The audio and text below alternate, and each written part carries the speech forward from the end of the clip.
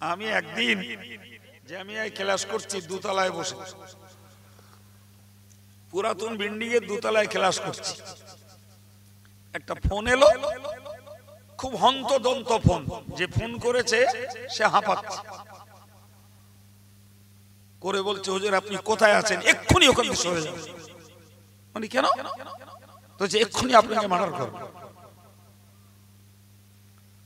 কথা বুঝতে পারছেন কি? এই অন্তত ক্লাসটাতে 70টা ছেলে রয়েছে, আমি ক্লাস করছি। তা সে যেন মানে ফোনেই সে হাঁপাচ্ছে, আপনি এক্ষুনি ওখান থেকে সরে যান, আপনাকে মার্ডার করব। সম্মানিত ভাইরা, আমি আমার প্রিয় যুবকগুলোকে বলবো, আল্লাহ আমাদেরকে জ্ঞান দিয়েছেন। 15 বছর বয়স থেকে আমাদের সাবালেক পিরিয়ড শুরু, আর এই 15 বছর বয়স থেকে আমাদের কাজ কথার কৈফিয়ত আল্লাহ নেবেন। তাহলে 15 বছরের আগে আগে আমাদেরকে ইসলাম সম্পর্কে, কোরআন সম্পর্কে বা আমাদের কর্তব্যের ব্যাপারে সজাগ হওয়াই হলো বুদ্ধিমানের কাজ।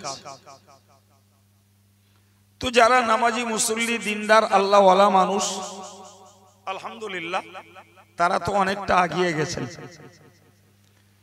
কিন্তু নিউ জেনারেশন, নব প্রজন্ম, ইয়াং স্টাফ, যুব সমাজ যারা, এরা যদি ইসলামী এই আলোচনার পরিবেশ তৈরি করে তারা যদি মনোযোগের সঙ্গে কিছু জ্ঞান নেয় এবং নিজেরা যদি বিষয়টাকে নিয়ে ভাবে, তাহলে আমাদের এই ব্যয়বহুল পরিবেশগুলো অনেকটা উপকারে আসে। ঠিক কিনা বলুন?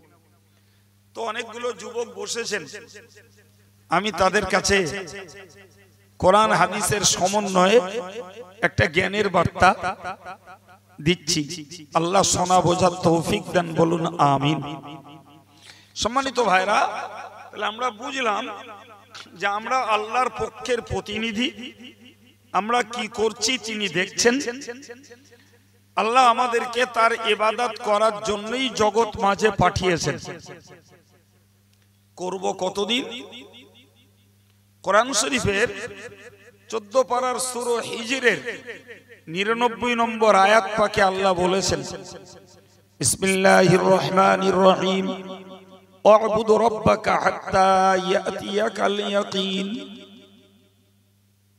আল্লাহ বললেন নবীকে লক্ষ্য করে, আর ওই নির্দেশটা तमाम পৃথিবীর উম্মতে মুসলিমার জন্য একই। সুবহানাল্লাহ বলেন। নবীর জন্য যে নির্দেশ,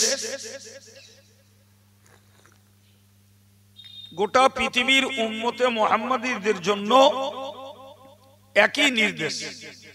কি সেটা? যে তুমি তোমার রবের ইবাদত করো মৃত্যু আসা পর্যন্ত। কথা ক্লিয়ার হয়েছে বাবা? তাহলে আমরা আরেকটা জিনিস শিখে নিলাম যে আল্লাহ আমাদেরকে পাঠিয়েছেন তার প্রতিনিধিত্ব করতে তথা তার ইবাদত করতে। আর ইবাদতের পিরিয়ড হলো কতক্ষণ বলেছি? এই কি বললাম বলেন? মরণ পর্যন্ত। মরণ পর্যন্ত। তবে ফিকহের কিতাব থেকে জানতে পারা যায় যে একজন মানুষের উপরে ইবাদতের দায়িত্ব চেপে থাকে যতক্ষণ তার সেন্স ঠিক থাকে। কেউ যদি অজ্ঞান হয়ে যায়, জ্ঞান হারা হয়, তো জ্ঞান হারা লোকের উপরে শরীয়তের বোঝা চাপে না। শরীয়তের বোঝা চাপে জ্ঞানওয়ালা ব্যক্তির উপরে। তাহলে বোঝা গেল মানুষ যতদিন না পড়বে, না মরবে, ততদিন সজ্ঞানে থাকলে তার আল্লাহ পাকের ইবাদত করে যাওয়া লাগবে। কথা ক্লিয়ার? জি। তাহলে মরণ পর্যন্ত আমাদের ইবাদতের পিরিয়ড। জায়গা মেলায় জি ছেলেরা তাহলে আমরা শিখতে পারলাম যে আমরা পৃথিবীতে আল্লাহর প্রতিনিধি, তিনি আমাদেরকে পাঠিয়েছেন ইবাদতের জন্য। যদি ইবাদত ছেড়ে দিয়ে অন্য কিছু করি, তিনি সব দেখছেন এবং আমাদেরকে এই ইবাদত করে যেতে হবে মৃত্যু পর্যন্ত। ঠিক না ভুল? কথা বোঝা যাচ্ছে কি? মরণ পর্যন্ত। যে একটা পিরিয়ড ইবাদত করে ছেড়ে দিলাম আর করতে হবে না, এমন কোন সাবসিডি নাই বাবু। আম্বিয়া কিরাম আলাইহিমুস সালাম, পিরানে তরিকাত, বুজুর্গানে দ্বীন যারা, তারা জীবনে প্রচুর পরিমাণ ইবাদত করেছেন। এরপরেও বলো, কোন পিরিয়ডে তাদেরকে এই শিথিলতার হুকুম দেয়া হয়নি যে তোমরা অল্প দিনে অনেক ইবাদত করে ফেলেছো, ফলে বাকি জীবনটা তোমাদের আর ইবাদত করতে হবে না। এমন সুযোগ কোন নবী, কোন রাসূল, কোন পীর ওলি কাউকে দেয়া হয়নি কাউকে। আমরা রাসূলুল্লাহর জীবন ইতিহাস থেকে জানতে পারি, তিনি যখন মারাজুল মউতে অর্থাৎ মৃত্যু রোগে আক্রান্ত, যে রোগ চলতে চলতে রাসূলুল্লাহর ইন্তেকাল হয়ে গেল, ওই রোগের সময়তেও আমরা দেখেছি নবীর জীবন ইতিহাস পড়ে যে নবী দুইজন সাহাবীর কাঁধে ভর দিয়ে পা নিতড়ে যাওয়া, যাকে আমরা বলি নিতড়ে যাচ্ছিল, ওই অবস্থায় তিনি মসজিদে নববীর জমাতে নামাজ পড়তে গেছেন। সুবহানাল্লাহ। যদি একটা পিরিয়ড ধরে ইবাদত করলে ছাড় পাওয়া যেত, তাহলে তার A1 ব্যক্তিত্ব ছিলেন রাসূলুল্লাহ, একদম নাম্বার 1 ব্যক্তি। তাকেও আল্লাহ ছাড়েননি, তাকেও আল্লাহ ছাড়েননি। যার কারণেই তিনি পা তুলে ফেলার ক্ষমতা যখন ছিল না, তখনও তিনি জামাত সহ নামাজ আদায় করতে মসজিদে নববীতে প্রবেশ করেছেন। সম্মানিত ভাইরা আমার, প্রিয় ছেলেরা, এ থেকে বুঝতে পারা যায় তাম পৃথিবীতে যত নেককার আল্লাহওয়ালা দিনদার মানুষ যারাই থাকুন না কেন, যারাই বিদায় নেন না কেন, ইবাদত মউত পর্যন্ত সকলকেই করতে হয়েছে, ছাড় কাউকে দেন, কাউকে আল্লাহ ছাড়বেন না। সম্মানিত ভাইরা আমার, এখন যদি কোনো মানুষ তার সুযোগ থাকতে, সময় থাকতে, সচ্ছলতা আছে, সুযোগ আছে, সময় আছে, তিনি ইবাদত করেননি, এই লোকটার হাল কি হতে পারে? কোরআন শরীফে মহান আল্লাহ জানিয়েছেন সূরা মুমিনুনের ভিতরে, ইযা জাআ আহাদাহুমুল মাউতু ক্বালা রাব্বিরজিউনি, যখন কোন মানুষের মরণ এসে হাজির হয়ে যায়, মরণ যখন এসে হাজির হয়ে যায়, ওই সময়ে ওই মুমূর্ষ লোকটা বলতে থাকে, আল্লাহ আপনি আমাকে একবার ফিরিয়ে দিন, আপনি আমাকে একবার ফিরিয়ে দিন। ফিরিয়ে দিলে কি করবে বান্দা? ওই সময় ওই বান্দা বলবে, রব্বিরজিউনি লাআল্লি আ'মালু সালিহান ফীমা তারাকতু, আল্লাহ আপনি আমাকে একবার ফেরত দিন। যদি একবার আমাকে শক্তির পিরিয়ডে, যৌবন কালে আমাকে যদি ফিরিয়ে দেন, যে আমলগুলো আগের জীবনে করিনি, এইবার যে যথাযথ সেই আমলগুলো করব। এই যে দাবি, এই যে প্রত্যাশা, আপনি আমাকে ফেরত দিলে সেই আমলগুলো যে এইবার করব। আমার আল্লাহ পাক কোরআন শরীফের 22 পারার সূরা ফাতিরের একটি আয়াত পাকে বলেছেন, আওয়ালাম নুআম্মিরকুম মা ইয়াতাযাক্কারু ফীহি মান তাযাক্কারা। এ বান্দা, তুমি এখন ফিরতে চাইছো? তুমি বলো না, আমি কি তোমাকে বয়স দেইনি? আমি কি বয়স দেইনি, সময় দেইনি? তুমি যদি ইচ্ছা করতে, তাহলে ওই সময়ে তো তুমি উপদেশ গ্রহণ করতে পারতে। আচ্ছা, এর থেকেও চোখে আঙুল দিয়ে আল্লাহর কি বোঝাবেন?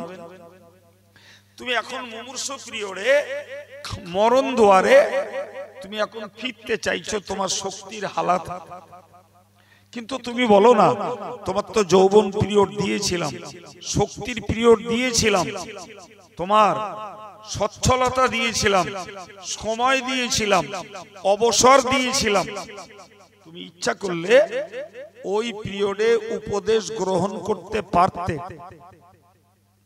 শুধু ওই নয়, ওয়াজাআকুমুন নাযীর, তোমার কাছে গেছিল ভয় দেখানেওয়ালা মানুষ। মসজিদের ইমাম ওয়াজ করে করে ভয় দেখিয়েছিল, মঞ্চের বক্তা ওয়াজ করে করে ভয় দেখিয়েছিল। নবীর জমানায় নবী নিজে থেকে আল্লাহর পক্ষের ভয় দেখিয়েছিলেন।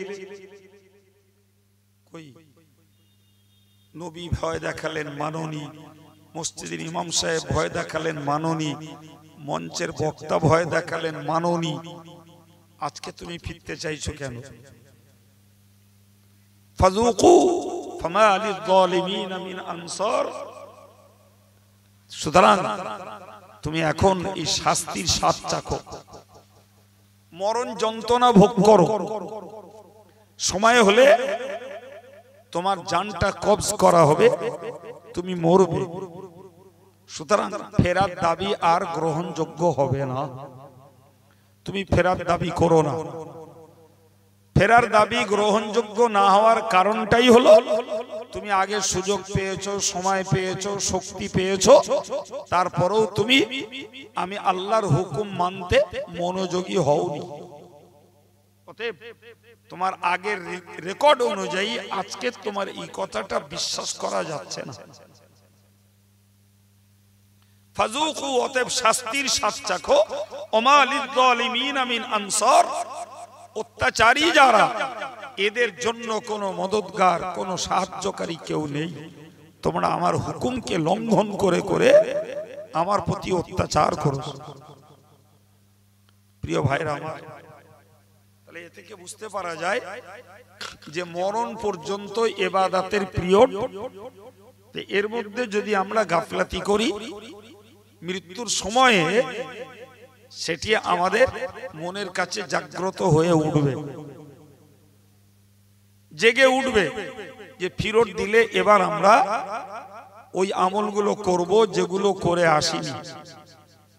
সম্মানিত ভাইরা আমার, মুরব্বীরা, প্রিয় যুবকেরা, পর্দার মায়েরা যদি কান্দেন, মনে রাখুন কোরআন শরীফে মহান আল্লাহ সূরা মুনাফিকুনের 11 নম্বর আয়াত পাকে জানিয়েছেন, যখন মানুষের মরণ কাছাকাছি আসবে এরা তখন বলবে লাউলা আখরতানি ইলা আজালিন করিব।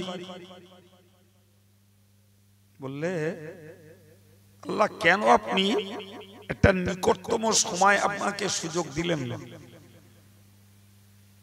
লাউলা আখরতানি ইলা আজালিন করিব, খুব নিকট সময় আমার একটা সুযোগ আপনি ছাড় কেন দিলেন না?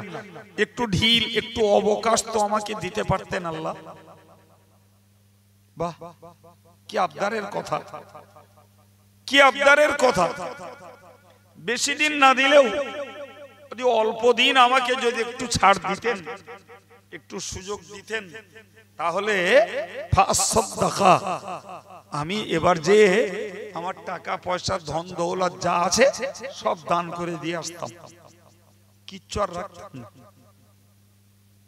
ওয়া আকুম মিনাস সালিহিন, এবং আমি নিজেই নেককার বান্দাদের দলভুক্ত হয়ে যেতাম। এই যে আকাঙ্ক্ষা, এই যে প্রত্যাশা বান্দা আল্লাহর কাছে করবে, লাউলা আখরতানি ইলা আজালিন করিব, কেন নিকটতম সময়ে আমাকে একটু সুযোগ দিলেন না, আমাকে একটু অবকাশ দিলেন না? দিলে তো আমি দানগুলো করতাম আর নেক কাজ করে নেককারীদের দলভুক্ত হয়ে যেতাম। কথা বুঝে আসছে বাবজি? আমার আল্লাহ বললেন ওয়ালা ইয়াখিরাল্লাহু নাফসান ইযা জাআ আজালুহা ফালা ইস্তাক ইযা জাআ আজালুহা। বান্দা তুমি মনে রাখো ওয়ালা ইয়াখিরাল্লাহু নাফসান ইযা জাআ আজালুহা। বান্দা তুমি মনে রাখো কোন নফসকে, কোন প্রাণীকে, কোন প্রবৃত্তিকে এক বিন্দু সময় দেওয়া হবে না, কিচ্ছু কাউকে এক মুহূর্ত সময় দেওয়া হবে না। সম্মানিত ভাইরা আমার, এই যে এক মুহূর্ত সময় দেওয়া হবে না, এটা যেমন আল্লাহ পাক সূরা মুনাফিকুনের ভিতরে উল্লেখ করেছেন, তদ্রূপ মনে রাখুন সূরা আরাফের 34 নম্বর আয়াতে এবং সূরা ইউনূসের 56 নম্বর আয়াতে মহান আল্লাহ পাক জানিয়েছেন, ইযা জাআ আজালুহুম ফালা ইস্তাখিরুনা সাআতান ওয়ালা ইস্তাকদিমুন। যার যখন মরণের সময় ঘনিয়ে আসে তাকে এক মুহূর্ত অগ্র পশ্চাৎ করা হয় না। যদি কারণ নসিবে থাকে 5 মিনিট পরে মরণ হবে, তো সত্যি তার 5 মিনিট পরে মরণ হবে, কোনোভাবেই তাকে মরণ থেকে রক্ষা করা যাবে না। এই আত্মবিশ্বাস আমাদের কোরআনের প্রতি থাকা একান্ত জরুরি।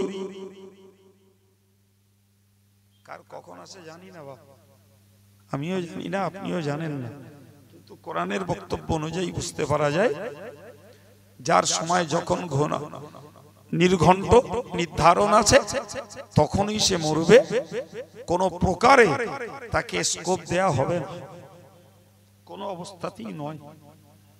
আচ্ছা, এই কথাগুলো যদি আমরা ভাবি যে আমি খেলছি, আমি দাপটাচ্ছি, আমি তাস পিটছি, আমি জোয়া খেলছি, আমি হাস্য কৌতুক করছি, আমি রংবাজি করছি, কিংবা আমি কোনো পাপ আচরণ করছি, তা আমার মৃত্যুটা তো এই অবস্থাতেও হতে পারে। হয়তো বড় জোর আমরা একটা কথা ভাবি যে মরণের পূর্বে কিছু সিগন্যাল পাওয়া যায়, এটা ভাবতে পারি, কিছু সিগন্যাল পাওয়া যায়।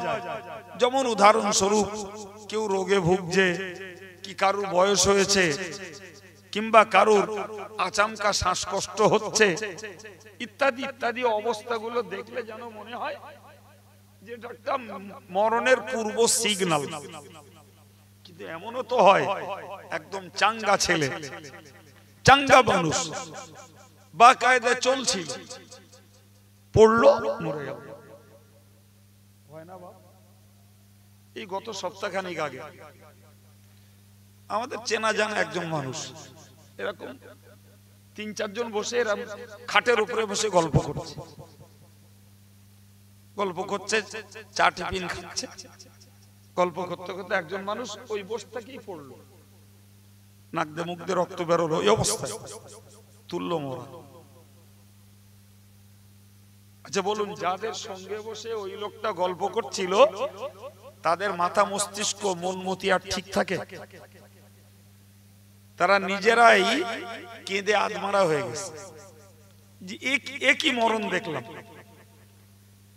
3-4 জন মিলে বসে গল্প করছিল, পড়লো, নাক দিয়ে মুখ দিয়ে রক্ত বেরোলো, মরে গেল। ঘর থেকে বাইরে বের করার মতন অবকাশ হয়নি, যেটা হসপিটালে নিয়ে যাবো, একটা ডাক্তার ডাকবো। তাহলে এ থেকে বুঝতে পারা যায় যে সিগন্যাল ছাড়াও মরণ আসে বাপ, ঠিক কিনা? তো আমি আপনাকে বোঝাচ্ছিলাম যে মরণের কিছু সিগন্যাল পাওয়া যায় সাধারণত, কিন্তু সিগন্যাল ছাড়াও মরণ আসে এটাও বিশ্বাস করতে হয়। অতএব সিগন্যালের অপেক্ষা না করে নিজের ডিউটির ব্যাপারে নিজে সজাগ হয়ে যাওয়াই বুদ্ধিমানের কাজ। এই জন্য আল্লাহ সূরা আরাফে এবং সূরা ইউনূসের মধ্যে বলেছেন যে মরণের সময় যার যখন নির্ধারিত রয়েছে তার এক মুহূর্ত অগ্র পশ্চাৎ হবে না। বাবা, প্রসঙ্গত আপনাদেরকে আমি এই কথাটাও শেখাবার চেষ্টা করি যে কাউকে ট্রিটমেন্ট দিতে কিছু ত্রুটি হয়েছে, ধরে নেন সময় মতো ডাক্তার দেখানো হয়নি, তো আমাদের দেশের লোকেরা এমনও বলে লোকটা চিকিৎসা অভাবে মারা গেল। বলেন না বাবা, বলেন না, বলেন না। ওটাও বলো, একটা ভুল কথা, ঈমান বিরোধী কথা। বড় জোর বলতে পারা যায় যে যুক্তির খাতিরে চিকিৎসার অভাবে একটা মানুষ কষ্ট পেতে পারে, কিন্তু চিকিৎসার অভাবে কেউ, বলেন জোরে বলেন, মরে না। এটা আমাদের প্রচলিত ভাষা, যে লোকটা চিকিৎসার অভাবে মারা গেল, কিংবা লোকটাকে যদি ঠিক করে ট্রিটমেন্ট করা হতো হয়তো লোকটা বেঁচে যেত। দুটোই ভুল কথা বাবা। চিকিৎসার অভাবে কেউ মরে না। সম্মানিত ভাইরা আমার, মরণ যার যখন তখনই হবে, এই বিশ্বাস অনুযায়ী আমি আপনাকে বলবো, এ কথাটাও মাথায় রেখে দিন। যদি কেউ আত্মহত্যা করে, কেউ বিষপান করলো, কিংবা ট্রেনে গলা দিল, কিংবা ছাদের থেকে লাফ মারলো, কেউ বা গায়ে পেট্রোল দিয়ে আগুন জ্বালিয়ে দিল, এগুলো আত্মহত্যার একটা প্রক্রিয়া। তো শরীয়তের হুকুম অনুযায়ী আমরা জানি আত্মহত্যা, নিজের জানকে নিজে মারা, এটা হারাম। তুমি নিজের জানকে নিজে বেরো না, জি, এটা হারাম। যে কারণে আমরা সবাই জানি যে আত্মহত্যা মহাপাপ।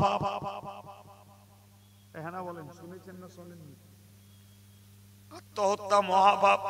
কিন্তু প্রশ্ন একটা মনে থেকে যায়, মরণ যার যখন হয়, সেটা যখন নির্দিষ্ট সময়ে হয়, তাহলে আত্মহত্যা মহাপাপ কেন? ও তোর সময়ই মরেছে, এই প্রশ্ন বোঝা যায়নি। ও তোর সময়ে মরেছে, তাহলে পাপ কেন? সম্মানিত ভাইরা আমার, পাপের প্রথম কারণ হলো লোকটা তকদিরের প্রতি আস্থা হারিয়েছে। মানুষ আত্মহত্যা কেন করতে যায়? সংসারের জ্বালা যন্ত্রণা সইতে পারে না, এই কারণেই তো মানুষ আত্মহত্যা করতে যায়। ভাইরা আমার, ওই লোকটা সংসারের জ্বালা যন্ত্রণা সহ্য করতে পারিনি, ফলে আত্মহত্যা করেছে। তার তো বোঝা উচিত ছিল, আমার সংসার জীবনের কষ্ট দে না, অর্থ সংকট কিংবা স্বামী স্ত্রীর ঝগড়া যাই পারে হোক না কেন, এটা আমার ভাগ্যের জন্য যখন নির্ধারিত, এর উপরে আমার ধৈর্য ধরা দরকার। তুমি কোরআনের হুকুম লঙ্ঘন করে নিজের তকদীরকে অবিশ্বাস করেছো, ধৈর্যের তুমি ত্রুটি ঘটিয়েছো, সর্বোপরি তুমি নিজের জানের উপরে নিজে অত্যাচার করেছো। ঠিক কিনা বলো? পাপ এই কারণগুলোতে।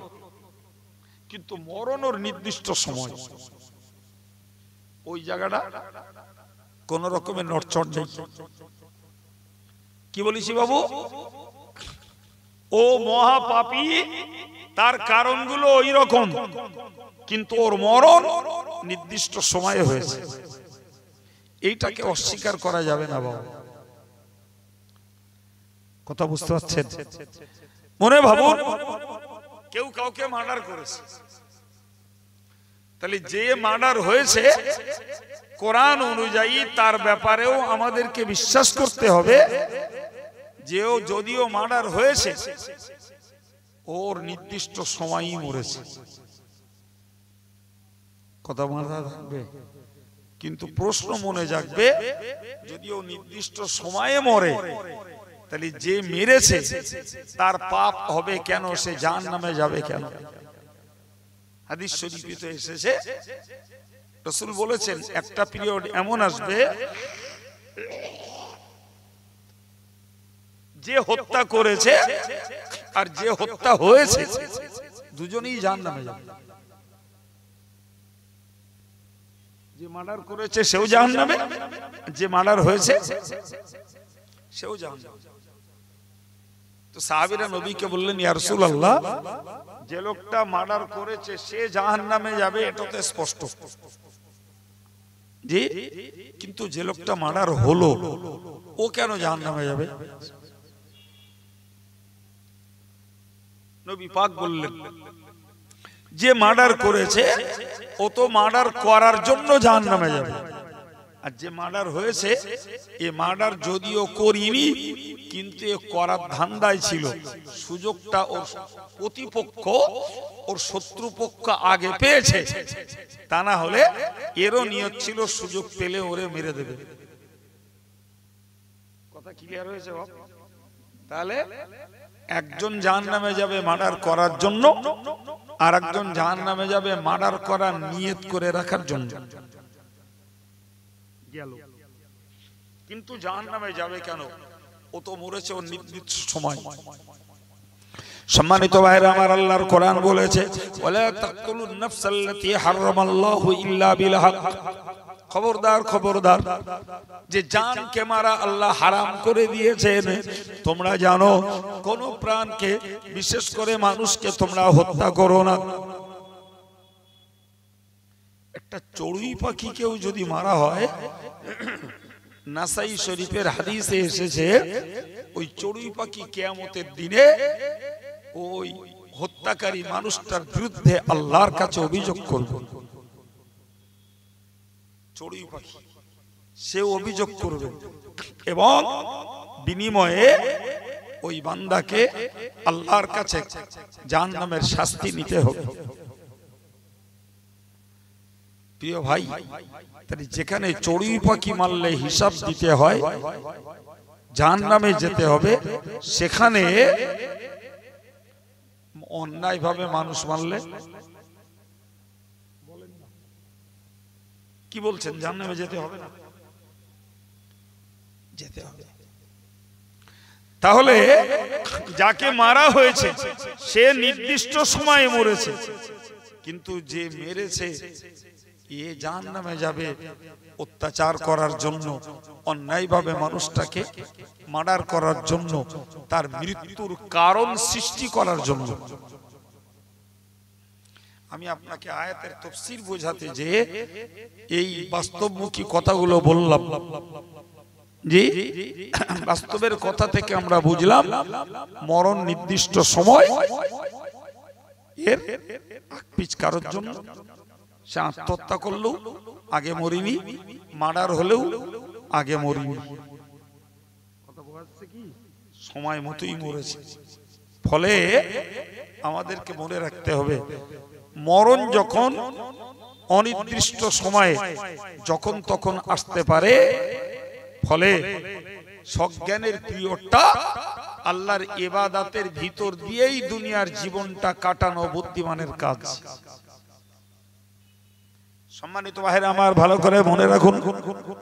আমি আপনাকে এই প্রসঙ্গে আরো একটু বলবো। কোরআন শরীফের সূরা নিসার ৭৮ নম্বর আয়াতে মহান আল্লাহ পাক স্পষ্ট করে জানিয়েছেন, তোমরা যদি কেউ মরণ থেকে ভয়ে পালানোর চেষ্টা করো, মরণ থেকে আত্মরক্ষার চেষ্টা যদি তোমরা করো, মাটির নিচে কঠিন বাংকার তৈরি করে সেখানেও যদি তোমরা অবস্থান করো, মহান আল্লাহ আয়াত পাকে ব্যক্ত করেছেন, আইনামা তাকুনু ইদরিকুমুল মাউতু ওয়ালাউ কুনতুম ফি বুরুজিম মুশাইয়াদা। মহান আল্লাহ পাক স্পষ্টত বলে দিয়েছেন, আইনামা তাকুনু ইদরিকুমুল মাউতু, তুমি যেখানেই থাকো না কেন মৃত্যু তোমার পাবে। এমনকি তুমি কঠিন মজবুত কক্ষে যদি অবস্থান করো, সেখানেও মৃত্যু যে তোমাকে পাকড়াও করবে। করোনার পিরিয়ডে, করোনার ভয়েতে অনেক মানুষ বলো কাঁচের ঘেরা ঘরের মধ্যে থেকেছে, চোখ দুটি ছাড়া গোটা বডিটাই ঢেকে ফেলেছে। সে কি বলতো, কি কিটস দিয়ে টোটাল বডি ঢাকা, চোখ দুটো বুড়বুড় করছে। গোটা বাড়িটাকে সম্পূর্ণ প্রোটেক্টেড করে ফেলেছে যাতে বাইরের হাওয়া ভেতরে না ঢোকে। তারপরেও যার মরণ লেখা ছিল করোনায়, সে করোনার ছবল থেকে বাঁচতে পারেনি। বাপ, সত্যি না মিথ্যা? এ তো বেশি দিন হয়নি, এই তো 3 বছরের কথা। সুতরাং ভুলে যাওয়ার সময় এখনো হয়নি। তাহলে আল্লাহ পাক কোরআনে যেটি বলেছেন সেটি আমরা এই করোনার পিরিয়ডে একদম বাস্তবে দেখে নিলাম যে তোমরা যদি মাটির নিচে কঠিন বাংকার তৈরি করে সেখানেও যদি তোমরা অবস্থান করো, মরণ তোমাদেরকে ওইখানেই ধরবে, মরণ ওইখানেই ধরবে। তাই তো ধরলো, জি তাই তো ধরলো ভাই। সাধারণ বেশি মানুষ, কথার কথা, শতকরা যদি 20টা মরে থাকে তো প্রোটেক্টেড যারা বেশি হয়েছিলেন, যারা ঘরের বাইরে বার হননি, হোম ডেলিভারি নিয়েছিলেন, সেই সমস্ত লোকগুলোই বেশি মরেছে। হোম ডেলিভারি জানেন তো, শিক্ষিত লোকেরা ভালো জানে। জি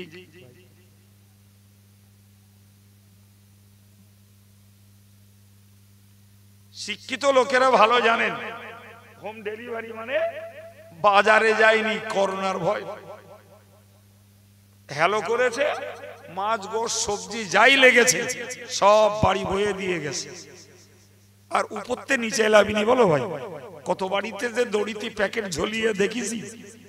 জি হোম ডেলিভারি নিয়ে গেছে, প্যাকেটে দিয়ে দিল, ওরা উপরে মাল তুলে নিল, প্যাকেটে টাকা দিয়ে দিল, দড়ি দে ডাব নামানোর মতো নামিয়ে দিলে ও প্যাকেটের টাকা নিয়ে চলে গেল।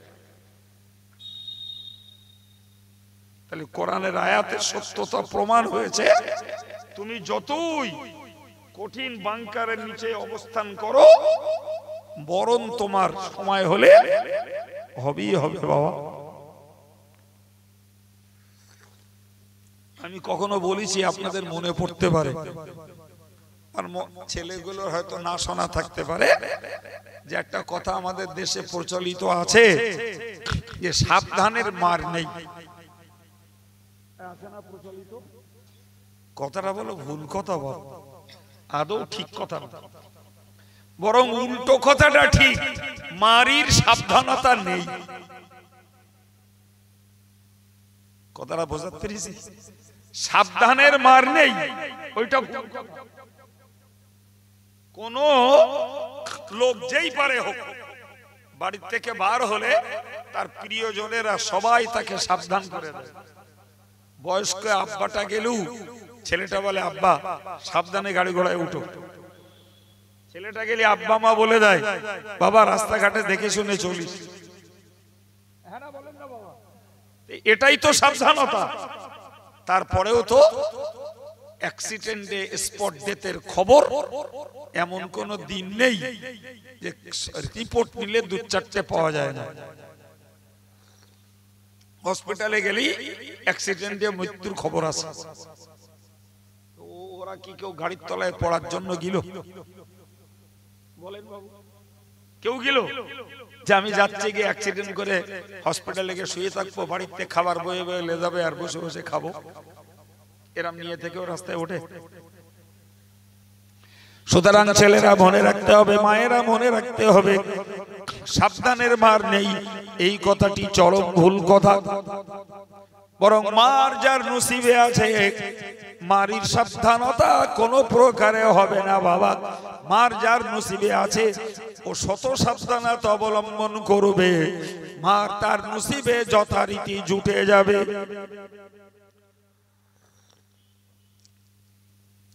কোরআন শরীফে মহান আল্লাহ সূরা আহজাবের 16 নম্বর আয়াত পাকে জানিয়েছেন,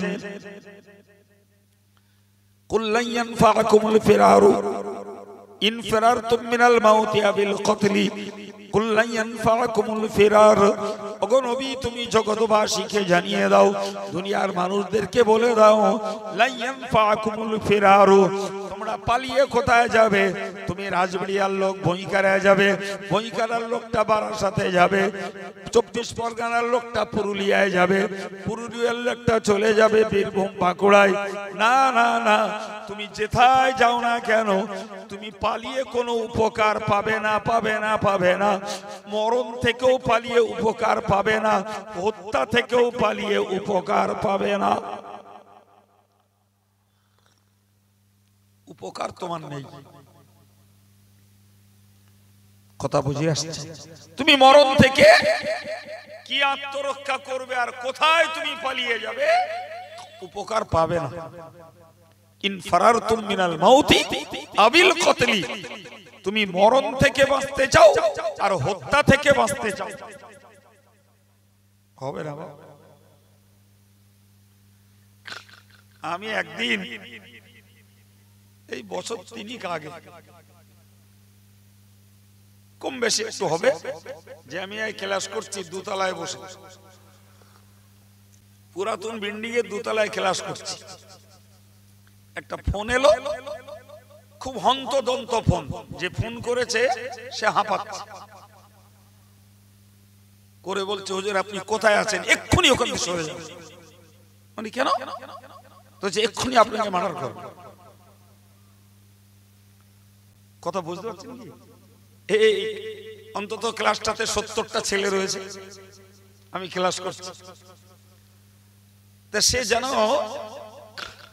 মানে ফোনেই সে হাঁপাচ্ছে, আপনি এক্ষুনি ওখান থেকে সরে যান, আপনাকে মার্ডার করবে। আমি তারে শুধু বললুম, যদি কারোর হাতে আমার মৃত্যু থাকে আমি সরে গেলেও রক্ষে হবে না। আমি এই ক্লাসে কিতাব পড়াচ্ছি, তো যে মারছে তার শাস্তি বল।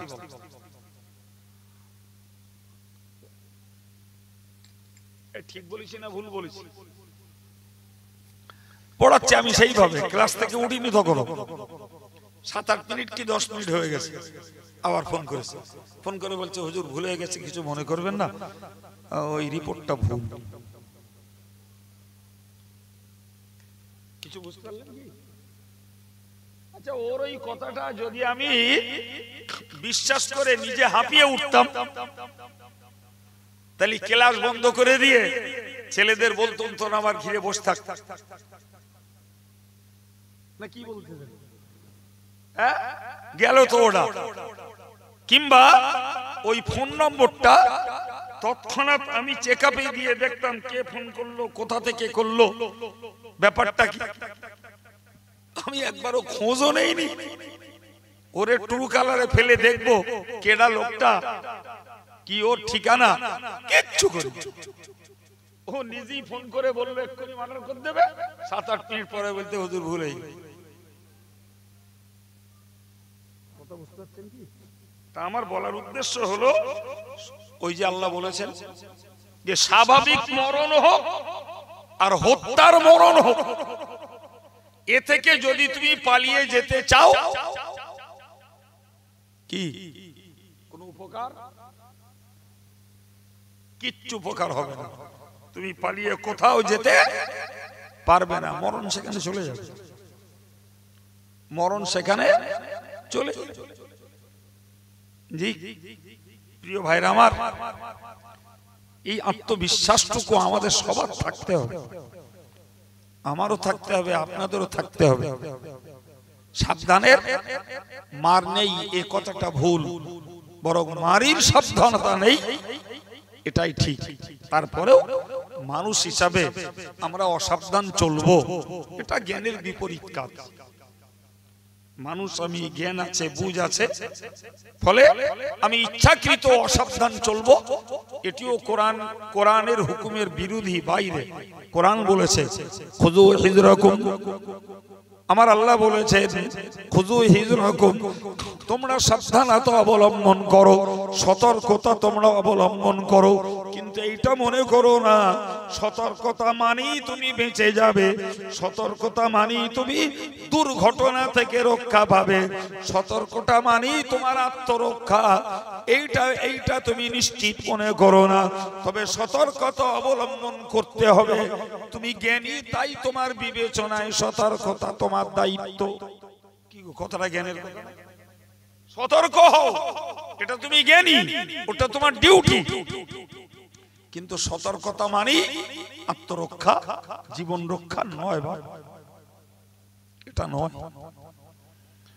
সম্মানিত ভাইরা আমার, কোরআন শরীফের সূরা জুমার 8 নম্বর আয়াত পাকে আল্লাহ জানিয়েছেন, কুল ইন্নাল মাউতাল্লাযী তাফিরুনা মিনহু।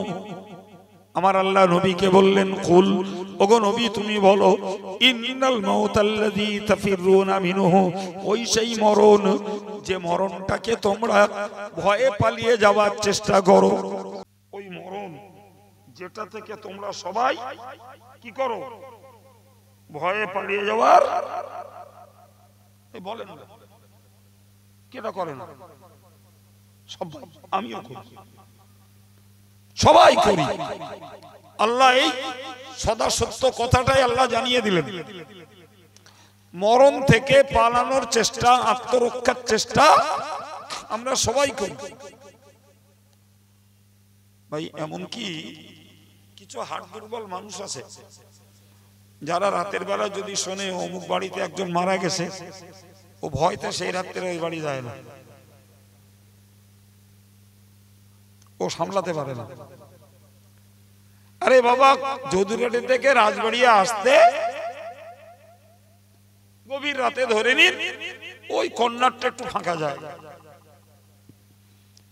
জি শুনিনি কোনোদিন, আল্লাহ ঘটাননি, আল্লাহ না ঘটান, এখন ধরে না ওখানে একটা মার্ডার হয়েছে, গভীর রাত্রিরে ওখানে একটা মার্ডার হয়েছে। বিশ্বাস করুন, রাজবাড়িয়ার প্রচুর লোক আছে, ওই সন্ধ্যের পরে এই রাস্তাতে আর আসবে না। ভুল বলছি মনে হচ্ছে, কি ভাবছেন? আচ্ছা, যারা মার্ডার করেছে তারা তো দুর্বল ভীতু বলি রাতের অন্ধকারে করেছে, তা ওরা কি ওখানে দাঁড়িয়ে আছে, যে কটা আসবে সে কটাতে সেবড়ে দেবো, আছে দাঁড়িয়ে? মার্ডার যখন ওখানে হয়েছে, তা আজরাইল আলাইহিস সালাম ওইখান থেকে তার জানটা কবজ করে, তো আজরাইল আলাইহিস সালাম দাঁড়িয়ে রয়েছে যে কটা এখানে আসবে ও কটা রোলে নেবো, একটাও ঠিক না। তারপরেও মানুষ সে পথ বাইয়ে পা বাড়ায় না। এই যে মানুষের মাইন্ড, এটা এরকম একটা না বাপ, ও খোঁজ করলে দেখা যাবে 50% ওরকম ভীতু মানুষ পাওয়া যাবে, একেবারে কম না। অথচ চর্চা করলে, রিসার্চ করলে দেখা যাবে যারা মার্ডার করেছে তারাও নেই, আজরাইল আলাইহিস সালামও নেই। তাহলে আমার সে পথ দিয়ে যেতে ভয় করে।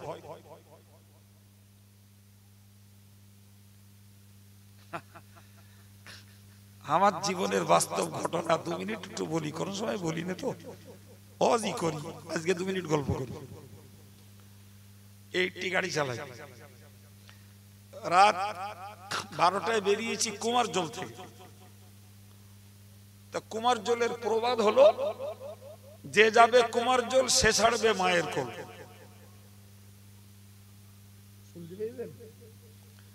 ঘটনাটা বলছি, ধরে নেন এখান থেকে প্রায় 30 বছর আগে। আর গাড়িতে সেদিন আমার সঙ্গে রয়েছে একটা হাজী সাহেব, আল্লাহ তাকে জান্নাত নসিব করে ইন্তেকাল করেছে। তো তখন ওই মালঞ্চ থেকে তপসিয়া যে রোড, ও রোডে সন্ধ্যের পরে সাইকেল মোটরসাইকেল খুব একটা চোখে পড়তো না, বড় জোর এক একটা লরি ফরি আসতো, যাদের টাকা পয়সা নি, মাল টাল নি, মানে গাড়িতে মাল ফাল নি তারাই। তা না হলে টাকা নিয়ে মাল নিয়ে সন্ধ্যার পরে ও রাস্তায় গেলি কেউ খালি হাতে ফিরতে পারত। আমি ওখান থেকে বেরিয়েছি রাত 3টের সময়, সভা ঝুজুর গাছা বলে আরেকটা গ্রাম। তো ঘটকপুর ওঠার 1.5 কিলোমিটার আগে রাস্তার উপরে মার্ডার হচ্ছে। আমার লাইট পড়েছে, তখন লোকটাকে গলায় খোঁচাচ্ছে আর এরকম ফিনকি ধরে রক্ত বার হচ্ছে, আর আমার পিছনের লোকটা ফিট হয়ে গেছে, সে আইসে। আচ্ছা, ওই মুহূর্তে ওইখানে দাঁড়ানো কোনো বুদ্ধিমানের কাজ সম্ভব? 80 গাড়ি লাইট কত দূরে যায়? বেশি দূর যায় না। তখন আমি কাছাকাছি চলে এসেছি, ও লোক ফিট হয়ে গেছে। তখন আমি কি করবো, আর কিছু তাল না পেয়ে পিছন দিয়ে হাত ঘুরিয়ে ও লোকের জামাটা ধরিস, এক হাতে গাড়ি চালাচ্ছি। ফাল্গুন মাসের 3 তারিখ, ঠান্ডা একটু থাকলেও খুব বেশি নেই। তো আমি কাছাকাছি চলে গেছি, হাঁটলি 10 হাত দূরে। ওই অবস্থায় গাড়িটা ব্রেক করে সাইড কাটিয়ে আমি ঘটকপুর এসে দেখলাম তখন ও লোক অজ্ঞান হয়ে রয়েছে। হাঁকা দে, কানে কাগজ টাগজ গুঁজে টুজে দে, কোন রকমে আল্লাহর দয়া জেগে উঠলে তা জেগে উঠি এক জগ পানি খেয়ে নেবে, একদম পুরো এক জগ। আমি তো কারো বলতেও পারছি না, দোকান খোলা আছে, চার দোকান, কারো বলতে পারছি না। এখন ও লোকের বক্তব্য, খোকা আমি আর যাবো না, তুমি আমার খোকা বলতো, আমার আব্বার ভাই বলতো, খোকা আমি আর যাবো না, তুমি আমার এখানে বসে রেখে দাও, আমি রাত্রি থাকি, তুমি সকালবেলা আবার নিজে করো। সকালবেলা দৌড়, আমার ক্লাস করতে হবে। আমি চাচা যাই বলেন বলেন, আমার ক্লাস কামাই করা যাবে না। আমি 17 বছর বসিয়ার মাদ্রাসায় চাকরি করেছি, আর সারা বাংলা জুড়ে আল্লাহ ঘুরিয়েছেন, তো 17 বছরের ভিতরে আমার 12টা সিএল কখনো পুরো হয়নি। এত দূর দূর গেছি, কিন্তু আল্লাহর দয়া, আল্লাহ সাহায্য করেছে, যথারীতি 8টার আগে আমি ক্লাসে ঢুকে গেছি। আমি চাচা ক্লাস কামাই করা যাবে না, যেতেই হবে, কোনো উপায় নেই। আমি ওখানে জলসা করব এবং ওখান থেকে বেরিয়ে আমি এদের দোল খেলার টাইমের আগে মাদ্রাসায় ঢুকে যাব।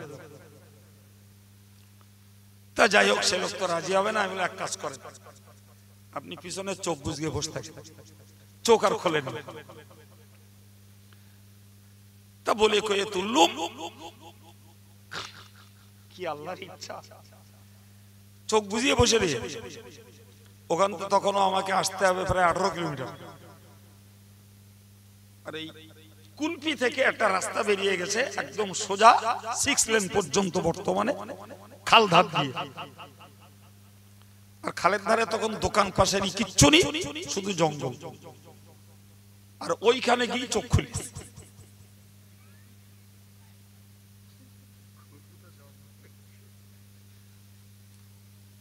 চোখ খুলে বলছে, আচ্ছা খোকা, হয় তুমি আমার লাভিয়ে দাও, নাহলে আমি লাভ মারবো। এত ভীতু লোক, তাহলে সর্বনাশ করেছে। আমি শোনেন, কিচ্ছু হবে না। আরে বাবা, আমাদের মাথায় টুপি আছে, মুখে দাড়ি আছে, কিচ্ছু হবে না, কেউ ধরবে না আমাদের, আপনি চোখ বুঝান। এই প্রায় এসে গেছি।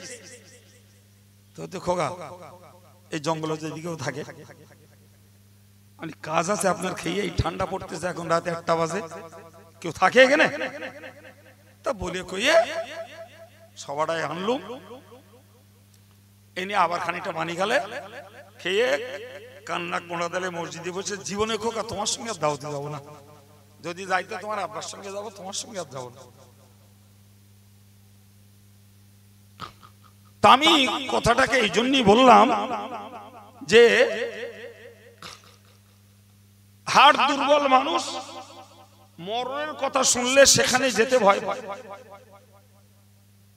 আবার যাদের আল্লাহ সাহস দিয়েছে, আল্লাহর ভরসা আছে, তারা হয়তো ওভারকাম করতে পারে, কাটিয়ে উঠতে পারে। তো কোরআন বলছে, ইন্নাল মাউতাল্লাযী তাফিরুনা মিনহু, যে মরণ থেকে তোমরা ভয়ে পালিয়ে যাও। আল্লাহর বক্তব্য, ফাইন্নাহু মুলাকীকুম, ও মরণ তোমাকে সাক্ষাৎ করবে, ও তোমার সঙ্গে সাক্ষাৎ করবে, তুমি কোথায় যাবে? ফাইন্নাহু মুলাকীকুম, তোমার সঙ্গে মৃত্যু সাক্ষাৎ করবে। সুম্মা তুরাদ্দুনা ইলা আলিমিল গায়বি ওয়াশ শাহাদা, এবং জেনে রাখো অদৃশ্যের মহাজ্ঞানী, সকল বিষয়ের চূড়ান্ত সাক্ষী যে আল্লাহ, ওই আল্লাহর কাছে তোমাকে নিয়ে যাবে। ফায়ুনাব্বিউকুম বিমা কুনতুম তা'মালুন, বান্দা তুমি যখন মরবে, আল্লাহর সাক্ষাৎ করবে, আল্লাহর সকাশে যখন হাজির হবে, তুমি গোটা জীবনব্যাপী যা করেছো সবকিছুর রিপোর্ট আল্লাহ তোমাকে দেবেন। আজকে আব্দুল কাইয়ুম কথা বলছে, আপনারা শুনছেন, এর ভিডিও রেকর্ড আল্লাহর কাছে হচ্ছে, আল্লাহর কাছে হচ্ছে। আর যারা দোকানে যাচ্ছে আর আসতেছে আর র্যান্ডম ঘুরছে, তাদেরও রেকর্ড হচ্ছে না? হচ্ছে না? একদম সব রেকর্ড হচ্ছে। কোরআন শরীফের সূরা জিলজালের ভিতরে মহান আল্লাহ পাক জানিয়েছেন, ওয়া আখরাজাতিল আরদু আসকালা, জমিন হলো রাজসাক্ষী, এই জমিন তার উপরের বোঝা সব উগরে দেবে, সব উগরে দেবে। ওয়াকাল আল ইনসান মা লাহা, মানুষগুলো দেখে শুনে বলবে, হায় জমিন তোর কি হলো? ইয়াউমাইযিন তুহাদ্দিসু আখবারহা, তোর উপরের ঘটিত ঘটনা সবগুলোকে তুই তো বলে দিচ্ছিস, সব বলে দিচ্ছিস। আদৌ তো জানতাম না যে তুই কথা বলতে পারিস, আদৌ তো জানতাম না তোর বাক শক্তি আছে। আজকের অবাক কাণ্ড, তোকে দেখছি তোর উপরের ঘটিত ঘটনা তুই সব বলেও দিচ্ছিস, আর তোর উপরের যা বোঝা সব তুই উগরে দিচ্ছিস। বিআন্না রাব্বাকা ওয়াহালাহা, কারণ তার একটাই, তোর রব তোকে ওহী পাঠিয়েছে, তোর রব তোকে নির্দেশ দিয়েছে, রব নির্দেশ দিয়েছে। তাহলে এই জড় পদার্থ মাটিটাও রবের হুকুম পালন করে সেদিন আমাদের টোটাল রিপোর্টটা আল্লাহর কাছে পেশ করবে, টোটাল রিপোর্ট। প্রিয় ভাইরা আমার, কোরআনের এই সমস্ত কথাগুলো শোনা বোঝার পরে আমাদেরকে ভাবতে, আমাদের মউত পর্যন্ত ইবাদতের পিরিয়ড আমি আয়াত থেকে আপনাকে শুনিয়েছি।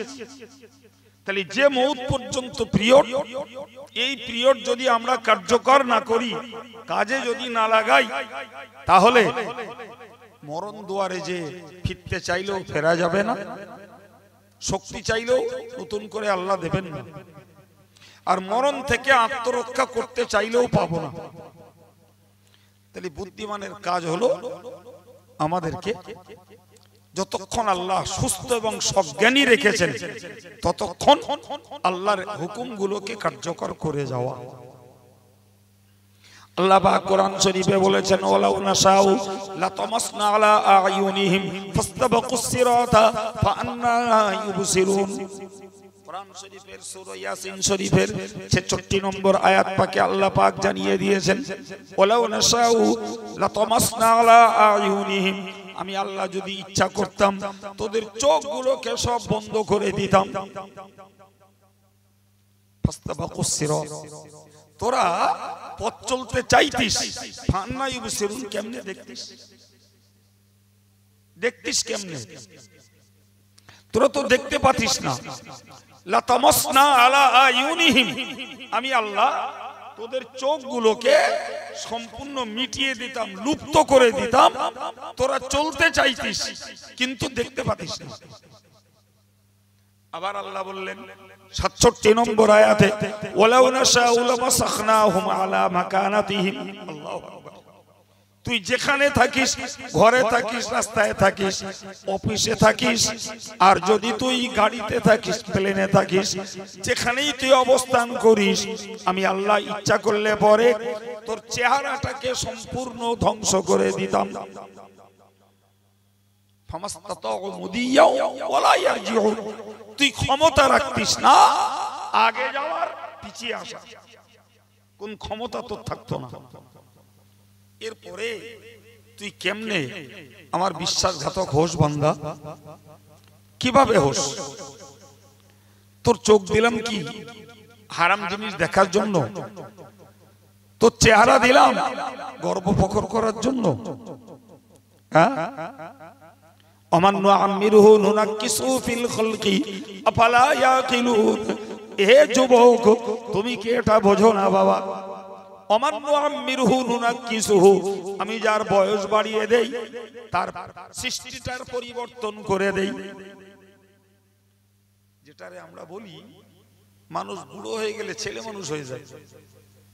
এই হ্যাঁ না বলে, বলে না, বলে না, বাচ্চা ছেলেগুলো, অবুঝ ছেলে, তারা যেমন আবদার করে, অন্যায় আবদার, যা আব্বা মার পক্ষে মেনে নেওয়া খুবই কষ্ট, মানুষগুলো যখন বয়স হয়ে যায়, জ্ঞান হারা হয়ে যায়, সম্মিত হারা হয়ে যায়, এমন এমন আবদার করে যে আবদার তার ছেলে পোতাদের পক্ষে মেনে নেওয়াও কঠিন হয়ে যায়। আল্লাহ বললেন, ও যুবক তুমি বোঝো, ওমান নুআম্মিরহু নুনাক্কিসু ফিল খালকি আফালা ইয়াকিলুন, ওরা কি বোঝে না আমি বয়স যখন বাড়িয়ে দেই, সৃষ্টির পরিবর্তন ঘটিয়ে দেই, তার মস্তিষ্কের বিকৃতি ঘটে, তার চোখের পাওয়ার কমে যায়, তার কথার জড়তা চলে আসে, চামড়ার তার টান টান উত্তেজনা সেটা ঢিল ঢিল হয়ে যায়, তার গায়ের শক্তি কমে যায়, তার নার্ভের উত্তেজনা কমে যায়, সব কিছুর পরিবর্তন হয়। এটা কি মানুষ বোঝে না? আল্লাহ পাকের এই কথাগুলো কত বাস্তব সত্য। তা একটা অ্যাডাল্ট ছেলে এবং মেয়ে আর বৈষয়িক ভাই যেই হোক, অবুঝের কিচ্ছু নেই, একদম সুস্পষ্ট বোঝা যাচ্ছে। এরপরে তুমি চোখের সঙ্গে গাদ্দারি করছো, তোমার জবানের সঙ্গে গাদ্দারি করছো। জবান চার্জ লাগে না, যা মুখে আসছে তাই বলছো। এরে গালি দিচ্ছ, ওর নামে সমালোচনা করছো, ওরে কাফের বলছো, ওরে বেঈমান বলছো, ওরে জাহান্নামী বলছো, জি এর নামে মিথ্যা অপপ্রচার করছো, চার্জ লাগছে না। কখনো টিভি সিরিয়াল দেখছো, কখনো পর স্ত্রী পরকন্যাকে ইচ্ছা করে দেখছো, কখনো বা তুমি তোমার হাতের মোবাইলটাতে ফ্রি ফায়ার আর পাবজি দেখছো, কখনো নাচিয়াদের নাচ দেখছো, কখনো খেলা দেখছো। তো তোমার চেহারা, তোমার চোখ কি আমি এই জন্য দিলাম? তোমার জবানকে এই জন্য দিয়েছি? সূরা ইয়াসিন শরীফের 65 নম্বর আয়াত পাকে মহান আল্লাহ জানিয়েছেন, আল-ইয়াওমা নাখতিমু আলা আফওয়াহিহিম ওয়া তুকাল্লিমুনা আইদিহিম। ওরে বান্দা তুমি মনে রাখো, কিয়ামতের মহাময়দানে একদিকেই জমিন তোমার সাক্ষী হয়ে তোমাকে আসামি বানিয়ে দেবে আল্লাহর কাছে, সর্বোপরি তোমার নিজের অঙ্গ তোমাকে আসামি বানাবে। নাখতিমু আলা আফওয়াহিহিম, তোমার জবানটার উপরে সিল মেরে দেওয়া হবে, মুখটাকে, ঠোঁট দুটোকে একদম একাকার করে এটাকে স্তব্ধ করে দেওয়া হবে। তুকাল্লিমুনা আইদিহিম, তখন তোমার হাত দুটি আমি আল্লাহর সঙ্গে কথা বলবে। এই হাত কথা বলবে। অতাশাহাদু আরজুলুহুম, এবং হাত যা কিছু বলবে, আল্লাহ এই জবান দ্বারা এই মিথ্যা বলেছে, চোখের দ্বারা এই হারাম প্রদর্শনী দেখেছে, কানের দ্বারা এই অবৈধ জিনিসগুলোকে শ্রবণ করেছে, পায়ের দ্বারা ওই হারাম জায়গায় পৌঁছেছে, সবগুলো যখন হাত বলবে, পা তখন তাশাহাদু আরজুলুহুম, বান্দার পা গুলো তখন ওই হাতের পক্ষে সাক্ষী দেবে। আল্লাহ পাক অন্য আয়াত পাকে বলেছেন, قالوا لجلودهم لما شهدتم علينا قالوا أنطقنا الله الذي أنطق كل شيء। আমার আল্লাহ কোরআন শরীফে বলেছেন, ভাইরা আমার, قالوا لجلودهم, মানুষগুলো নিজের গায়ের চামড়াকে বলবে, গায়ের চামড়াকে বলবে, লিমা শাহিদতুম আলাইনা, হে আমার দেহের চামড়া, তুমি কেন আমার বিপক্ষে সাক্ষী দিচ্ছ? প্রত্যেকের গায়ের চামড়া প্রত্যেকের নিজের বিপক্ষে সাক্ষী দেবে। তো সাক্ষী যখন দেবে, তখন ওই বান্দা নিজেই নিজের গায়ের চামড়াকে লক্ষ্য করে বলবে, লিমা শাহিদতুম আলাইনা, হে আমার দেহের চামড়া, তুমি কেন আমার বিপক্ষে সাক্ষী দিচ্ছ?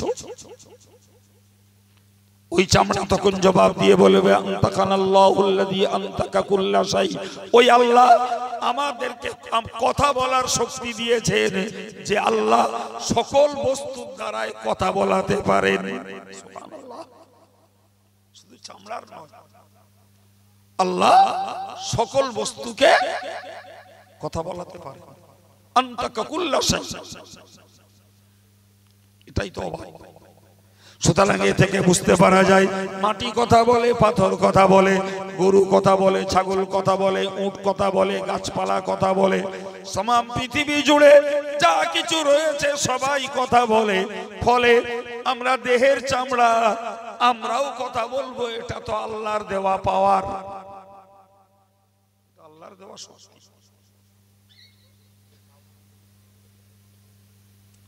এ যুবক ছেলে বাবা, এ পর্দার মায়েরা, কথাগুলো আমি শুরু থেকে বলছি কোরআন থেকে। সুতরাং আমার আল্লাহ বললেন ফাযাক্কির বিল কোরআনি মান ইয়াখাফু ওয়াঈদ। আমার আল্লাহ নবীকে বলেছিলেন ওগো নবী, তুমি কোরআন দ্বারা উপদেশ দাও, কোরআন দ্বারা মানুষকে নসিহত করো, কোরআন দ্বারা মানুষকে সতর্ক করো। যে লোকটার ভিতরে আল্লাহর দেখানো আযাবের ভয় রয়েছে, নিশ্চিত কোরআনের নসিহত তার জন্য কার্যকর হবে। কোরআনের নসিহত তার জন্য উপকারে আসবে। কোরআন দ্বারা উপদেশ দাও। সম্মানিত ভাইরা আমার, তো আমরা এ পর্যন্ত কথা শুনলাম। মাটি সাক্ষী দেবে, আমাদের অঙ্গগুলো সাক্ষী দেবে, জি সাক্ষী দেবে আমাদের কাছে রক্ষিত ফেরেশতারা, রক্ষিত ফেরেশতারা সাক্ষী দেবে। সর্বোপরি আল্লাহ হলেন চূড়ান্ত সাক্ষী। জি আমাদের পক্ষে অথবা বিপক্ষে খোদ নবী সাক্ষী দেবেন। কে সাক্ষী দেবেন? নবী। নবী সাক্ষী দেবেন, ফেরেশতা সাক্ষী দেবেন, হাত পা সাক্ষী দেবে, মাটি সাক্ষী দেবে। তাহলে এরপরে আমরা যদি হই অসাধু, সাধু হওয়ার কোনো সুযোগ আর পাবো না। আর যদি হই সাধু, আলহামদুলিল্লাহ, কেউ আমাদেরকে আর অসাধু প্রমাণ করাতে পারবে না। এই কথাগুলো যদি আমরা ভাবি, একটু স্মরণ করি, দৈনিক জীবনে যদি মনে করি, তাহলে আমাদের জীবনটা একেবারে অগোছালো, আমাদের জীবনটা ছন্ন ছাড়া, আমাদের জীবনটা লক্ষ্য ছাড়া চলতে পারে না। বাবা সম্মানিত ভাইরা আমার, কোরআন শরীফের এই আয়াতগুলো থেকে আমরা কতগুলো জিনিস উপলব্ধি করেছি, যেটাতে প্রথমত বুঝেছি যে আমরা পৃথিবীতে প্রেরিত হয়েছি আল্লাহর প্রতিনিধিত্ব করে আল্লাহর ইবাদত করার জন্য, করতে হবে মরণ পর্যন্ত। এবং সময়টাকে যদি অপচয় করি, তাহলে মরণের সময়ে আমরা সময় চাইলে আর পাবো না, পাওয়ার কোনো জায়গা নেই। জি, এবং নেক আমল করার আশা পোষণ করব, তাও আল্লাহ অবকাশ আমাদেরকে দেবেন না। আবার সেই মরণ থেকে পালিয়ে যাব, আত্মরক্ষা করব, এর সুযোগও নেই।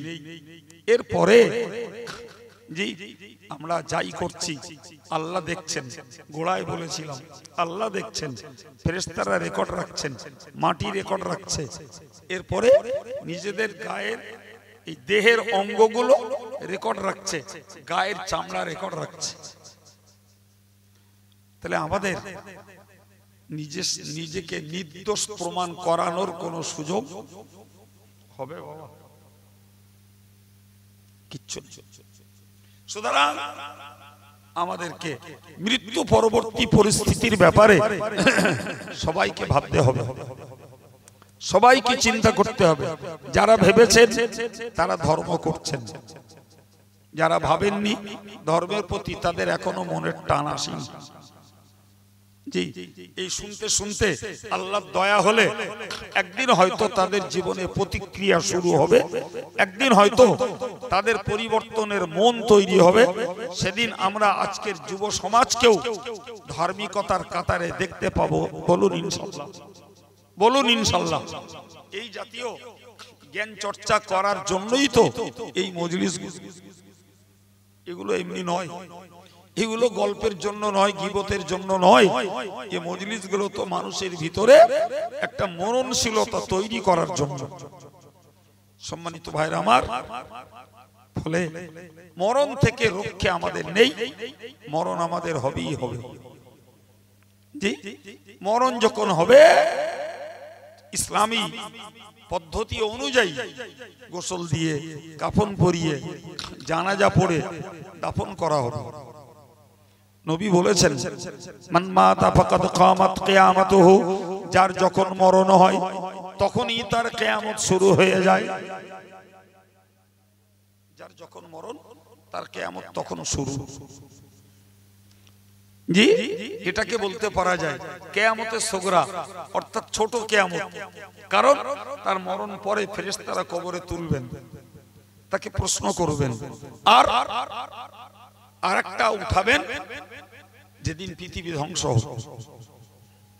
যেদিন পৃথিবী ধ্বংস হবে, এই কবরে মধ্য জগতে আমরা একটা পিরিয়ড ধরে থাকব। যারা পূর্বে মারা গেছেন তারা কবরে রয়েছেন, যারা পরে মারা যাবেন তারাও কিয়ামত পর্যন্ত কবরে থাকবেন। এখানে একটা ছোট্ট জিনিস জেনে রাখা দরকার, সেটা হলো যে আমরা শুনেছি হাদিস অনুযায়ী যে কবরে শাস্তি হবে। তাহলে যারা এখান থেকে 5000 বছর আগে মারা গেছে তারা শাস্তি পাচ্ছে, আর কিয়ামতের আগে যারা 500 বছর আগে যারা মারা যাবে তারা 500 বছর শাস্তি পাবে। আগের গুলো 5000, 7000, 8000, 10000 বছর ধরে শাস্তি পেল। কথা বলেন? তাহলে তো এ থেকে পিরিয়ড অনুযায়ী বোঝা যায় যে কারোর শাস্তি বেশি হবে, কারোর শাস্তি। এর একটা ছোট্ট জবাব মনে রাখুন, জি, যারা আল্লাহ তো সবাইকে মারছেন, ফলে যারা কবরে দীর্ঘমেয়াদী থাকবে তাদের শাস্তির পরিমাণটা কম দিয়ে ওই দীর্ঘ সময় ধরে যে শাস্তি দেওয়া হবে, কিয়ামতের কাছাকাছি যারা মরবে শাস্তির মাত্রা বাড়িয়ে দিয়ে সেই সমশাস্তি তাদেরকে কবরে দিয়ে নেবেন আল্লাহ। কথা বুঝে আসছে? এর পরের কথা যদি আমাদের বুঝতে হয় তাহলে মনে রাখতে হবে, হাদিস কোরআনকে মিলালে আমরা এটুকু জানতে পারি যে ইসরাফিল আলাইহিস সালাম সিংহায় ফুঁক দেবেন 3 বার। হাদিস থেকে পাওয়া যায় 2 বার। জি, তো 3 বার মানে একবার ফুঁক দেবেন, দুনিয়া ধ্বংস হবে। এটা কি কেউ বলেছেন 3 বার নয়, এটা 2 বারেরই অংশ, যেটা কোরআন বলছে। অনুফিখা ফিস সূরি ফাসাইকা মান ফিস সামাওয়াতি ওয়া মান ফিল আরদি ইল্লা মান শাআল্লাহ। ইসরাফিল আলাইহিস সালাম সিংহা নিয়ে অপেক্ষা করছেন, আল্লাহর হুকুমের অপেক্ষা। আল্লাহ যবে হুকুম দেবেন ইসরাফিল সিংহায় ফুৎকার করবেন, একটা আওয়াজ। আল্লাহ বলেছেন অন্য আয়াত পাকে সূরা ইয়াসিনে, ইন কানাত ইল্লা সাইহাতাম ওয়াহিদা, একটা বিকট আওয়াজ। জি, ওই বিকট আওয়াজে মানুষ পাগল হয়ে যাবে, দিক বিদিক জ্ঞান শূন্য হবে। কোরআন বলছে ওয়াতারা নাস সুকারা, সূরা হজের প্রথম রুকুতেই আল্লাহ জানিয়েছেন, ওগো নবী তুমি মানুষগুলোকে দেখবে, মানুষগুলো নেশাখোরের মতো দিক বিদিক জ্ঞান শূন্য হয়ে ছুটবে। অবাহুম বিসুকারা, প্রকৃত তারা নেশাখোর নয়, নেশা তারা করিনি, নেশার দ্রব্য তারা পান করিনি, অথচ তারা হয়ে যাবে নেশাখোরের মতো। আমার আল্লাহ বললেন, বান্দা তুমি মনে রাখো, আল্লাহ সিংহায় ফুঁক দিতে আদেশ করবেন, ইসরাফিল সিংহায় ফুঁক দেবেন, तमाम পৃথিবীর মানুষগুলো অচৈতন্য হয়ে যাবে। ইল্লা মান শা আল্লাহ, কেবলমাত্র আল্লাহ যাদেরকে চাইবেন তাদেরকেই কেবলমাত্র অচৈতন্যতা থেকে বাঁচাবেন। একটি হাদিস এসেছে নবী নিজেও বেহুশ হবেন। আমাদের নবী তিনি বলেছেন, আমি উঠে দেখব মুসা আলাইহিস সালাম আরশ মুআল্লার খুঁটি ধরে দাঁড়িয়ে আছে। তো রাসূল বলেছেন যে উনি বেহুশ হয়ে আমার আগে উঠবেন নাকি মূলত উনি বেহুশ হবেন না, এটা আমি জানি না। এরপরে বলেছেন সুম্মা নুফিখা ফীহি উখরা ফাইযা হুম কিয়ামুন ইয়ানজুরুন, এরপরে যখন দ্বিতীয়বার ইসরাফিল সিংহা ফুৎকার করবেন সকল মানুষগুলো জাগ্রত হবে এবং সবাই একে অপরের দিকে দেখতে দেখতে সবাই দণ্ডায়মান হয়ে যাবে। কোরআনের বক্তব্য, কোরআনের বক্তব্য। সবাই দণ্ডায়মান হয়ে যাবে একে অপরের দিকে দেখতে দেখতে। এখন তো বিচারের পালা শুরু, বিচারের পালা শুরু। কিয়ামতের ময়দানে একত্রিত হবে। হাদিস শরীফে নবী বলেছেন, কিয়ামতের দিনের চূড়ান্ত লক্ষণ হলো, হুজুর বলেছেন, তাখরুজুন নারু মিনাল মাশরিকি ওয়া তাসুকু ইলাল মাগরিবি, গোটা পূব আকাশ জুড়ে একটি আগুন প্রকাশ পাবে, আর ওই আগুনটা মানুষদেরকে তাড়িয়ে নিয়ে নিয়ে নিয়ে নিয়ে হাসরের ময়দানে হাজির করিয়ে দেবে। যে হাসরের চিত্র আমরা ওয়াজ নসিহতে শুনেছি, হাদিস শরীফে স্পষ্টত বর্ণিত রয়েছে। রাসূল বলেছেন, আনা সাইয়্যিদুন নাসি ইয়াউমাল কিয়ামah, আমি কিয়ামতের দিনে সকল মানব জাতির লিডার হব। সুবহানাল্লাহ। ইয়াজমাউল্লাহুন নাসাল আউয়ালিন ওয়াল আখিরিন, আল্লাহ পাক পূর্ব এবং পরের সকল মানুষকে একত্রিত করবেন।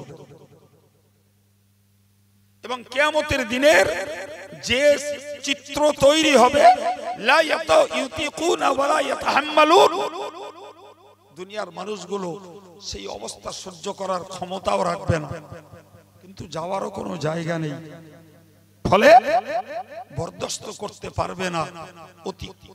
অতি কষ্টে, সীমাহীন কষ্টে মানুষকে কিয়ামতের দিনের অবস্থার উপরে তাদেরকে ধৈর্যের সঙ্গে দাঁড়াতে হবে, যেটা তাদের শক্তির বাইরে, যেটা তাদের শক্তির বাইরে। জি, বিচার তখনও শুরু হবে না। আমার রাসূলুল্লাহর সুপারিশে আল্লাহ বিচার শুরু করবেন।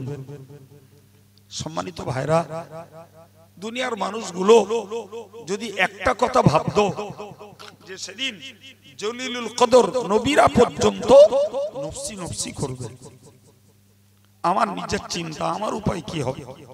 আচ্ছা, এই যদি হয় নবীর চিন্তা, তাহলে কোথায় নবীর উম্মতের পীর সাহেব, আলেম সাহেব, মুফতি সাহেব, মাওলানা সাহেব, হাফেজ সাহেব, হাজী সাহেব, সাধারণ জনগণ, এদের পরিস্থিতি কোথায়? এদের পরিস্থিতি কোথায়? এই একটা কথা যদি মানুষ শুধু ভাবে যে কিয়ামতের দিনে নবীরাও নফসি নফসি করবে, নফসি নফসির মানে হলো আমার উপায় কি হবে, এই ভাবনা, এই ভয়, এই ত্রাস যদি খোদ নবীর মধ্যে থাকে, তাহলে আমাদের অবস্থাটা এর থেকেও কত সঙ্গীন হবে।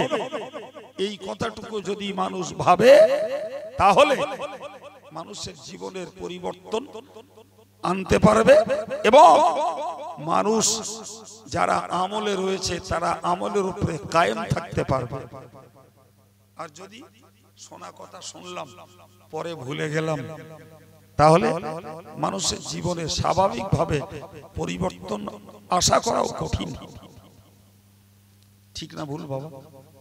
জি, তো আমি আলোচনা আর বাড়াতে পারছি না। আমি আমার যে অভ্যাস, উঠেছি, আলোচনা শুরু করেছি, যতক্ষণ সময় দেওয়ার মতো ছিল দিয়ে ফেলেছি। বিদায় নিতে যাব, যে পর্যন্তই আল্লাহ শুনিয়েছেন।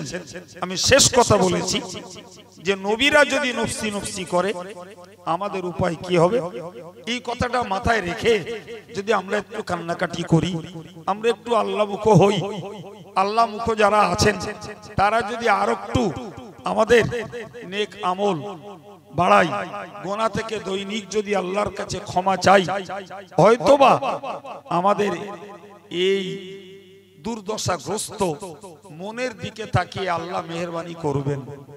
তাছাড়া আমরা চারিদিকার ভুলে বেষ্টিত এই জীবন নিয়ে আল্লাহ পাকের কাছে আমরা নিষ্কলুষ ভাবে রক্ষে পাবো, এ কথা ভাবার কোনো জায়গা নেই বাবা।